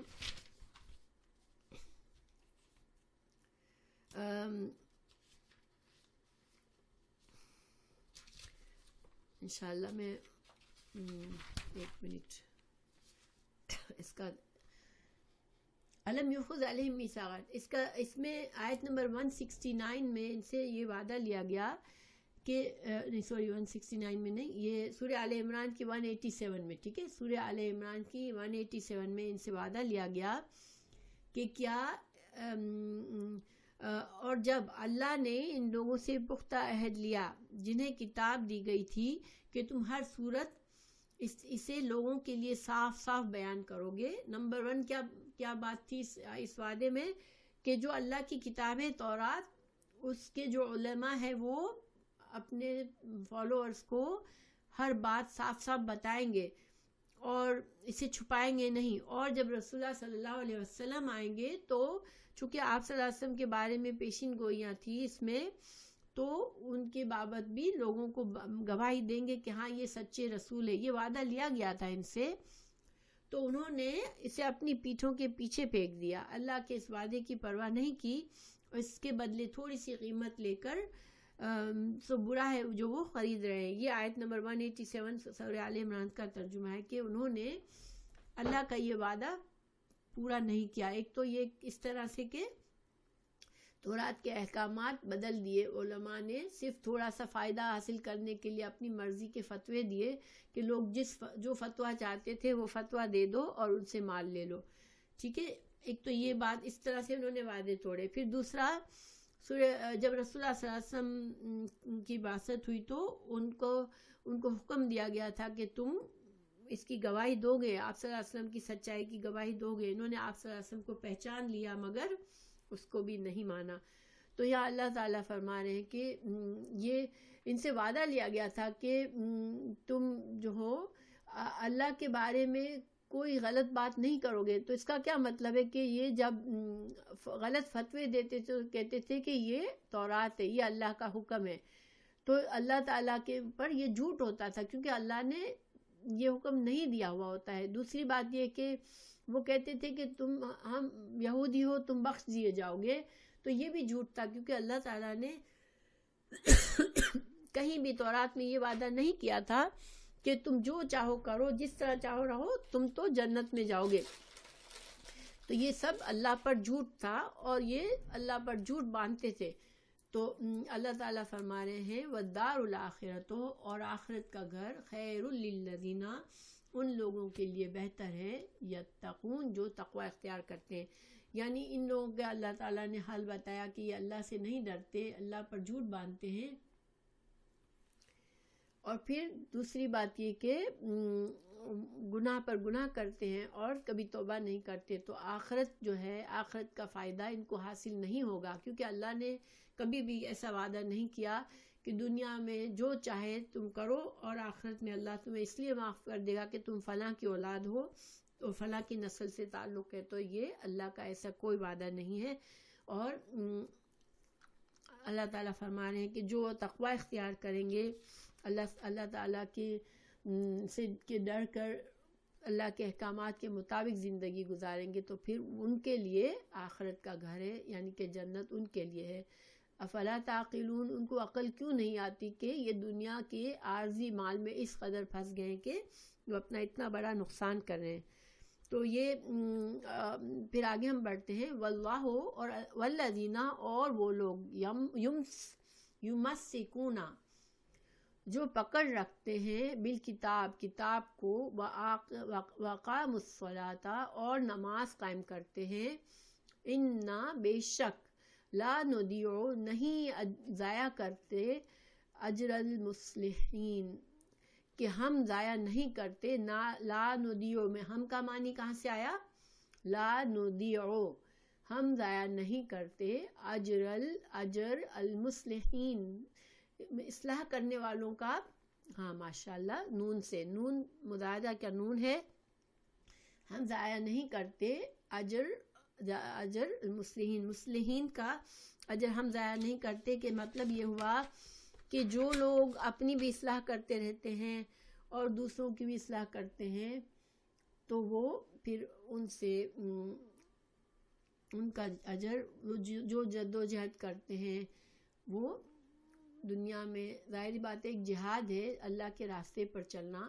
سیدھے راستے پر قائم رہنا. تو جو لوگ یہ محنت کرتے ہیں اللہ پھر ان کا اجر ضائع نہیں کرے گا. یہاں ایک چیز کی وضاحت بھول گئی میں. یہ درسو کا مطلب ہوتا ہے کہ اتنا پڑھنا کہ کتاب کے ورقے گھس جائے، یعنی بار بار پڑھتے تھے. درسا کا مطلب ہوتا ہے گھس جانا، اور درسا کا دوسرا مطلب ہوتا ہے مٹا دینا. یعنی کہ ایک مطلب تو یہ ہوا کہ وہ ان کی روش تو ایسی ہے، گناہ پر چلتے ہیں، اور دوسری طرف تورات کو اتنا پڑھتے ہیں کہ اس کے ورقے بھی گھس گئے، اس کو بار بار پڑھتے ہیں لیکن اس کو عمل میں نہیں لاتے. دوسرا مطلب یہ ہے کہ تورات پڑھتے ہیں، اس میں احکامات پڑھتے ہیں مگر اس پر احکامات کو مٹا دیتے ہیں، بھول جاتے ہیں، ان پر عمل نہیں کرتے. تو یہ ضروری تھا پوائنٹ کہ ہم بھی قرآن آج پڑھتے ہیں. آج مسلمان بہت زیادہ، پہلے سے کہیں زیادہ قرآن پڑھتے ہیں، لیکن ہمیں عمل میں لانا ضروری ہے کہ ہمارا عمل بھی اس کے مطابق ہو، ورنہ خالی پڑھنا ایسے یہ جیسے گدھے کے اوپر کوئی بوجھ لاد دیا انسان نے. پھر اللہ تعالیٰ فرما رہے ہیں کہ جو لوگ اللہ کی کتاب کو مضبوطی سے پکڑتے ہیں، یہاں تو تورات مطلب ہے کیونکہ یہ یہودیوں کی بات ہے، لیکن ہم اگر اپنے اوپر لیں تو ہم قرآن کو بھی ہمیں مضبوطی سے پکڑنا ہے، اور اس کا مطلب ہے کہ اس میں جو اللہ کے احکامات ہیں اس پر عمل کرنا. اور یہودیوں کے لیے یہ عمل تھا کہ ایک تو یہ کہ اپنی اصلاح کرے، جو گناہ کے کام وہ کرے اس سے بچے. دوسرا یہ کہ رسول اللہ صلی اللہ علیہ وسلم پر ایمان لائے، کیونکہ تورات میں یہ حکم ان کو دے دیا گیا تھا کہ اس نبی پر تمہیں ایمان لانا ہے. تو یہ والذین یمسکون میں وہ لوگ ہیں جو کہ تورات کے مطابق چل رہے تھے، وہ بنی اسرائیل کے وہ لوگ جو گناہوں سے بچے ہوئے تھے، تورات کے مطابق زندگی گزار رہے تھے. اور پھر رسول اللہ صلی اللہ علیہ وسلم جب آئے تو ان پر ایمان لے آئے، تو اور پھر انہوں نے نماز قائم کی. دیکھیں یہاں غور کرنے کی بات ہے کہ کتاب کے مطابق چلنے میں نماز شامل ہے. ظاہری بات ہے قرآن میں ہمیں کتنے بار کہا گیا نماز قائم کرو، اسی طرح تورات میں بھی ان کو کہا گیا. تو کتاب کے مطابق چلنے کا مطلب یہ ہے کہ نماز شامل ہے اس میں، لیکن نماز کی خاص اہمیت جتانے کے لیے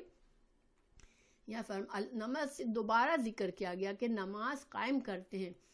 تو نماز قائم کرنے میں کیا ہے کہ نماز کی تمام شرائط کے ساتھ، وقت کی پابندی کے ساتھ، اخلاص نیت کے ساتھ انسان خشوع اور خضوع کے ساتھ نماز باقاعدہ پڑھے. یہ نہ کہ ایک دن پڑھا ایک دن نہ پڑھا. اور دوسرا مردوں کے لیے یہ کہ جماعت کے ساتھ بھی نماز پڑھے. تو نماز کی اہمیت کو واضح کرنے کے لیے نماز کو دوبارہ سے یہاں پر ذکر کیا گیا، کیونکہ حدیث ہے کہ نماز جو ہے وہ نماز انسان کے لیے جیسے جہنم اور جنت کے بیچ میں جو رکاوٹ ہے، جہنم کے لیے جو رکاوٹ ہے وہ نماز ہے. اگر انسان نے اپنی نماز ترک کر دی تو گویا اس نے اپنا ایمان خراب کر دیا. حدیث صحیح مسلم کی ہے، یقیناً آدمی کے درمیان اور شرک اور کفر کے درمیان نماز کا ترک کر دینا ہے. اگر انسان اپنی نماز کو چھوڑ دیتا ہے، نماز خراب کر دیتا ہے، تو شیطان پھر اس کے اوپر حاوی ہو جاتا ہے اور وہ نماز ایک ایسی چیز ہے جو انسان کو گناہوں سے، بے حیائی سے روکتی ہے، اگر پوری طرح سے صحیح طرح سے اس پر پابندی کی جائے. تو اللہ تعالیٰ فرما رہے ہیں کہ جنہوں نے ایسا کیا تو بے شک ہم ان کے اس جد و جہد کے کو ضائع نہیں ہونے دیں گے، اس کا اجر ضائع نہیں ہونے دیں گے، اور ہم ان کے اچھا اجر دیں گے. تو اللہ سبحانہ تعالیٰ ہمیں ان لوگوں میں مصلحین میں شامل کرے کہ ہم اب آج جو ہے کہ اللہ کی کتاب کو تھام لیں انشاءاللہ، اور ہم ہماری نمازوں کو بہترین سے بہترین بنائیں انشاءاللہ، اللہ تعالیٰ کے دین پر جمنے کے لیے جد و جہد کریں. آمین. تو انشاءاللہ ہمارا آج کا لیسن پورا ہوا. آئی ہوپ کہ انشاءاللہ آپ لوگوں کے لیے فائدہ مند